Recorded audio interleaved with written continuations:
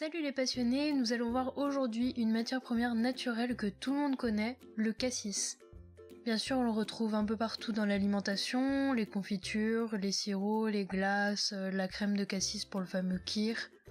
En parfumerie, c'est une matière première assez importante, dans le sens où c'est l'une des rares notes fruitées qui provient d'un extrait naturel. Et pourtant, ce sont pas les fruits qu'on utilise pour les extraits en parfumerie, ce sont plus précisément les bourgeons de cassis. On les extrait au solvant volatile, puis à l'alcool pour obtenir l'absolu, qui a un aspect assez pâteux et vert foncé.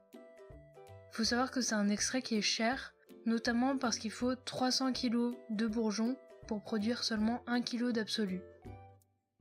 On peut noter aussi que l'absolu de cassis est produite en France et il semble d'ailleurs assez réputé, notamment celui de Bourgogne. Bien sûr, on trouve aussi des productions ailleurs en Europe, dans des pays qui ont un climat assez frais, en Pologne par exemple.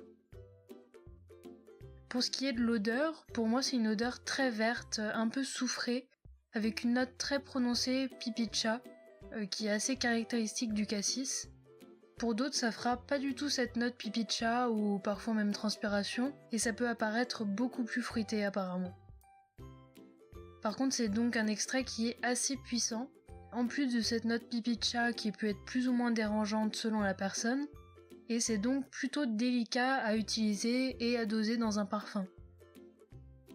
Il a été utilisé la première fois en 1969 dans un parfum de Guerlain qui s'appelle Chamade, dans lequel il a été associé notamment à un accord floral de jacinthe. On le retrouve bien sûr dans d'autres parfums comme Amor Amor de Cacharel ou même First de Van Cleef & Arpels.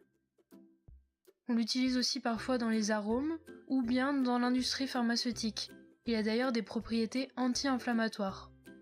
J'ai même lu qu'il pouvait avoir des propriétés anti-allergie, mais bon, ça à vérifier.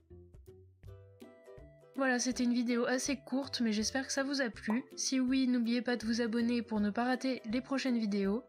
Et on se retrouve dans 2 semaines. À bientôt!